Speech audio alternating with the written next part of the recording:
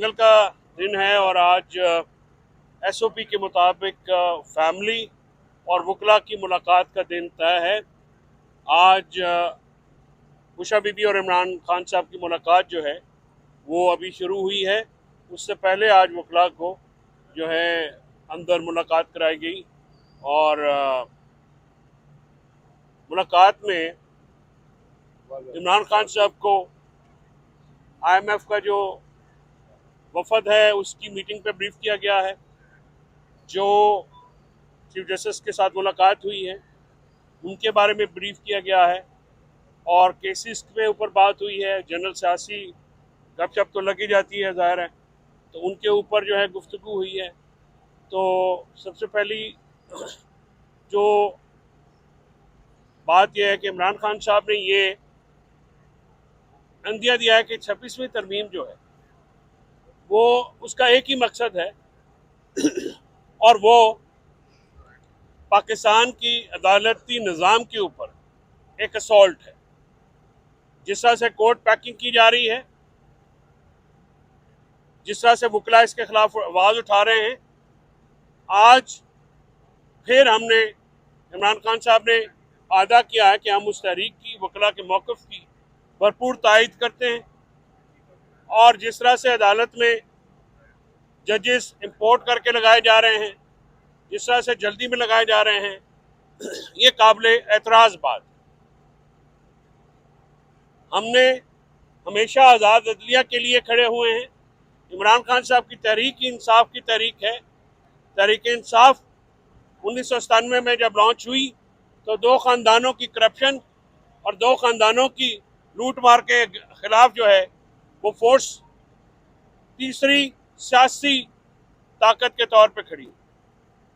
इमरान खान साहब की 29 साल अंत तक मेहनत के बाद पाकिस्तान तहरीक इंसाफ आज जिस मुकाम पे पहुंची है, पाकिस्तान के तूलो अर्ज में, पाकिस्तान के कोने कोने में इमरान खान साहब का जो उनका स्टांस है वो आज पाकिस्तान के हर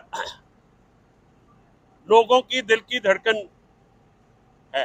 और इमरान खान का जो स्टांस रहा है और इमरान खान साहब का जो मौक़िफ़ है उसको पाकिस्तान की अवाम ने 8 फरवरी 2024 को एंडोर्स किया और लैंडस्लाइड विक्ट्री दी। पाकिस्तान की तारीख में पहली दफ़ा जेल में बैठे शख्स ने एक आमराना निज़ाम को शिकस्त दी। उसके बाद फॉर्म 47 का इलेक्शन फ्रॉड हुआ जिसमें इलेक्शन कमीशन बनफ़्स नवीस मुलव्वस रहा और इसको आईनी कवर काजी फायज ईसा ने दिया। इसको पटिशनों को जानबूझ के लगने नहीं दिया जा गया और 26वीं आईनी तरमीम का सिर्फ मकसद, दो मकासद हैं, इमरान खान साहब के केस और इलेक्शन फ्रॉड का ना खुलना। इसके अलावा 26वीं तरमीम का कोई मकसद नहीं है। जिस तरह से जूनियर जजेस को ला के इस्लामाबाद के परमानेंट सीनियर जजेस के ऊपर बिठाया गया है, इस पे बहुत एतराज़ है और इसकी दादरसी के लिए इमरान खान साहब ने आज ये हदायत जारी की हैं लीगल कमेटी को कि वो इस पर डेलिब्रेशन करके इन तमाम मामलात के ऊपर अपनी पिटीशन फाइल करेंगे। इमरान खान साहब के केस जो ह्यूमन राइट वायलेशन से मुतल्लिक हैं उन पे अली रियाज भुट्टो साहब आपको और अदालती मामलात पे ब्रीफ करेंगे। और इमरान खान साहब ने सियासी महाज पे आज ये दोहराया है कि ये जो मौजूदा हुकूमत है, इनके और इनके अलाइज के मुफाद और पाकिस्तान का मुफाद आपस में टकराव रखता है। जहाँ पे पाकिस्तान को फ़ायदा होगा वहाँ पे इन लोगों को नुकसान होगा। ये लोग जो कि अपने पैसे, अपने डॉलर्स मुल्क से बाहर रखते हैं और मुल्क में सिर्फ हुक्मरानी के लिए आते हैं और जो मरूसियत का एक सिलसिला चल रहा है उसका मकसद अवाम की भलाई नहीं है, उसका मकसद सिर्फ पाकिस्तान की तबाही है। इमरान खान साहब ने जो अपने खतूत में जिन नुकात का जिक्र किया है उन मंदरजात पे गौर करके ही पाकिस्तान को इस दलदल से निकाला जा सकता है। सियासी अदम इस्तेहकाम, मुआशी जमूद, दहशत गर्दी, बढ़ती हुई दहशत गर्दी, आज़ाद अदलिया की एब्सेंस और आज़ाद मीडिया के ऊपर पाबंदियाँ, ये तमाम जमहूरियत की नफी है। पाकिस्तान में जमहूरियत को, रूल ऑफ लॉ को तबाह कर दिया गया है।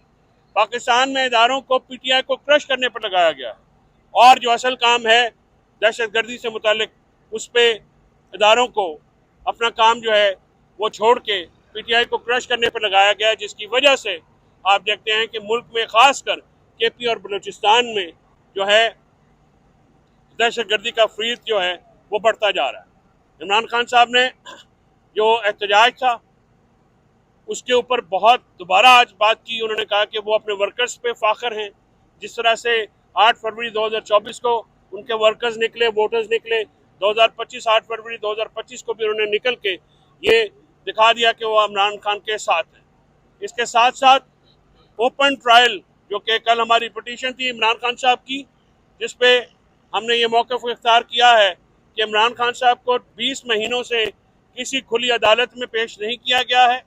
इमरान खान साहब का ट्रायल कंट्रोल्ड एटमॉस्फेयर में डयाला जेल के अंदर जारी है, जहां पे जो है पिक एंड चूज की जाती है। मीडिया में इंटरनेशनल मीडिया को एक्सेस नहीं है, मीडिया के सीनियर लोगों को एक्सेस नहीं है, इवन जो रिपोर्टर्स हैं उनमें भी पिक एंड चूज की जाती है, और इसी तरह से वकला का दाखिला भी बंद किया जाता है, और ओपन और पब्लिक को तो एक्सेस है ही नहीं। लिहाजा ये जो एक कंट्रोल्ड एटमॉस्फेयर है, हम ये चाहते हैं कि इमरान खान साहब को आइन, कानून और इंटरनेशनल स्टैंडर्ड जो फेयर ट्रायल के हैं उसके मुताबिक ट्रीटमेंट मिले। इमरान खान साहब पाकिस्तान के सबसे बड़े सियासी लीडर हैं, पाकिस्तान की सबसे मकबूल पार्टी के रहनुमा हैं, साबिक वज़ीर-ए-आज़म हैं, और पाकिस्तान का ब्रांड है जो कि दुनिया भर में जाना जाता है। पाकिस्तान के फलाही इदारे जो उन्होंने कायम किए हैं वो इमरान खान की ज़ात पे जो है वो चलते हैं, उनके वर्ड्स पे चलते हैं।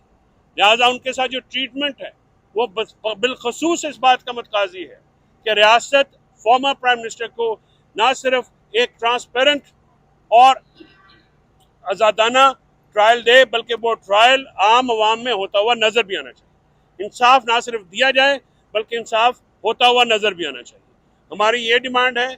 और कल रात को जो लेटर आया है या जो इमरान खान साहब की गुफ्तगू आई है, थोड़ा सा, अब पता नहीं आप कितनी देर ये चला सकते हैं, मैंने देखा है कुछ मीडिया पे ये बातें आई हैं, तो ये खुशाइंद है कि हमें थोड़ा सा मीडिया को भी जरूरत हो, और हम वकला का शुक्रिया अदा करते हैं जिस तरह से कल उन्होंने अपनी आवाज़ उठाई, और जिस तरह से